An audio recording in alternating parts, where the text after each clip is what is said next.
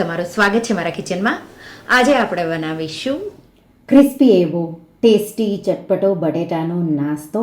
તો potato spiral કે potato tornado તો આ ઇઝીલી તમને સ્ટ્રીટ ફૂડ તરીકે બધે જ મળી જતું હોય, પણ એક તમે લેતા હોય તો 100 રૂપિયાનું હોય, પણ જો ઘરે તમે બનાવશો તો અડધો કિલો તો 10 રૂપિયાના બટેટામાંથી તમે પૂરા પરિવાર માટે અને એકદમ સરળ રીતે આપણે બનાવીશું. તો એના માટે મેં અહીંયા 3 મીડિયમ એવા થોડા મોટા હોય એવા બટેટા લીધા છે. બટેટાને ધોઈ બટેટાનો ઉપર નીચેનો ભાગ કટ કર્યો અને બે સાઈડથી પણ આ રીતે બટેટાનો ભાગ આપણે કટ કરીશું, એટલે આ રીતે બટેટું છે એ ફ્લેટ રહે. હવે એક બટેટામાંથી આ રીતે 3 ભાગ કરીશું. આખા બટેટા તમારા પાસે હોય તો જે સ્પાઇરલ આવે છે, તો જે ટોર્નાડો માટેની એવું નાઇફ જ આવે છે એ પણ લઈ શકો છો, પણ એ બધા પાસે ન હોય એટલે આ રીતે મેં 2 સ્ક્યુઅર વુડન સ્ટીક લીધી, એ મૂકી અને એના વચ્ચે બટેટું આ રીતે મૂક્યું. અને જેટલા તમે પાતળા પાતળા આ રીતે સ્લાઇસ બાજુમાં કરી શકો એ રીતે તમારે કરી લેવાના. જો આ રીતે સ્ટીક તમે નહીં મૂકો અને સીધું કટ કરવા જશો તો બટેટાના ટુકડા થઈ જશે. તો આ રીતે એક સાઈડથી બને એટલા મેં પાતળા આ રીતે સ્લાઇસ કટ કરી લીધા.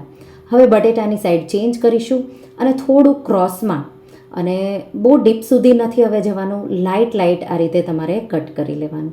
આ રીતે લાઇટ કટ કરી લ્યો એટલે તમે આ રીતે સ્ક્યુઅર વુડન સ્ટીક લેશું અને આ રીતે ઇન્સર્ટ કરીશું જેન્ટલી થોડું આ રીતે. તો સ્ટીકને આ રીતે નીચેના ભાગથી તમારે આ રીતે પુશ કરતા જવાનું, એટલે આ રીતે બહાર ઇઝીલી આવી જશે. તો તમે જોઈ શકો છો. હવે જેન્ટલી બધા સ્લાઇસ છે એને આપણે સેપરેટ કરીશું.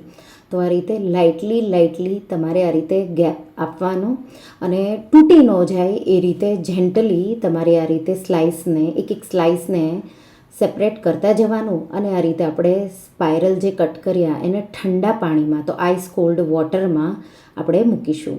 એ જ રીતે બીજા બટેટા પણ આપણે કટ કરી તૈયાર કરી લઈશું. તો આ રીતે તમે 5 થી 10 મિનિટ જેવું ઠંડા પાણીમાં રાખશો એટલે એકદમ પરફેક્ટ એવા બટેટા છે એ ક્રિસ્પી થશે. તો જે એના સ્લાઇસ છે એ ક્રિસ્પી થાય એટલા માટે તમારે એને બરફવાળા પાણીમાં રાખવાનું. તો આ રીતે બીજું બટેટું ટૂથપીક મૂકી મેં કટ કર્યું. બીજી સાઈડ આપણે હવે આ રીતે ક્રોસમાં થોડું કટ કરીશું આ રીતે. તો અહીંયા ઉપરની સાઈડ હવે લાઇટલી કટ કરવાનું છે, નહીંતર 2 પીસીસ થઈ જશે તમે સ્ટીક મૂકશો તો પણ. તો આ રીતે જેન્ટલી અને થોડું ક્રોસમાં કટ કરવાનું. આ રીતે મેં કરી લીધું અને હવે આપણે જે સ્ક્યુઅર વુડન સ્ટીક છે એ ઇન્સર્ટ કરી દઈશું. અહીંયા તમને જો ઇઝીલી માર્કેટમાં પોટેટો ટોર્નાડો કટર જ કહેવાય, સ્પાઇરલ કટર, એ મળી જાય તો એ વાપરીને આખા બટેટાનું પણ તમે બનાવી શકો. પણ આ રીતે હાફ બટેટા કરીને પણ તમે કરશો તો તેલ પણ ઓછું હશે તો પણ તમે ડીપ ફ્રાય કરી શકશો. તો આ રીતે તમે જોઈ શકો છો મેં 6 જેટલા તૈયાર કરી લીધા. બીજા 3 પણ હું તૈયાર કરી લઈશ અને ઠંડા પાણીમાં મેં એને રાખ્યા હતા. હવે આપણે એના કોટિંગ માટેનું બેટર બનાવીશું. તો અહીંયા હું અડધું જ અત્યારે બનાવી રહી છું. તો 1/4 કપ મેંદો, 1/4 કપ કોર્નફ્લોર કે પછી ચોખાનો લોટ પણ લઈ શકો, અડધી ટીસ્પૂન મીઠું, અડધી ટીસ્પૂન કાશ્મીરી લાલ મરચું અને 1/4 ટીસ્પૂન કે અડધી ટીસ્પૂન જેટલો મરી પાવડર.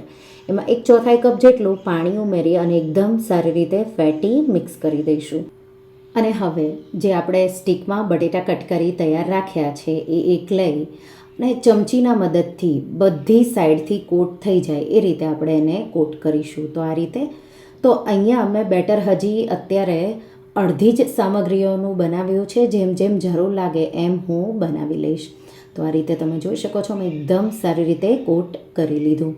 આ રીતે કોટ થઈ જાય એટલે આપણે એને એક પ્લેટમાં મૂકી દઈશું, કે પછી તમે ડાયરેક્ટ તેલમાં ડીપ ફ્રાય કરવા માટે પણ મૂકી શકો. તો તેલ મેં હવે ગરમ કરવા મૂક્યું છે. ત્યાં સુધીમાં આપણે બીજું સ્લાઇસ બટેટાનું જે સ્પાઇરલ છે એ લઈ અને એને પણ આ રીતે કોટ કરી દઈશું. હવે જો તમારે આ રેસિપીમાં મેંદો ન વાપરવો હોય અને ડીપ ફ્રાય ન કરવું હોય તો તમે મેંદાની જગ્યાએ થોડો ઘઉંનો લોટ કે પછી ચણાનો લોટ પણ લઈ શકો છો અને કોર્નફ્લોર કે ચોખાનો લોટથી બેટર બનાવવાનું.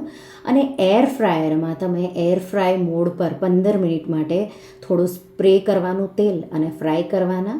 તો એ પણ ઓપ્શન છે જો તમને ખાવાનું મન હોય અને ડીપ ફ્રાય કરેલું ન ખાવું હોય તો.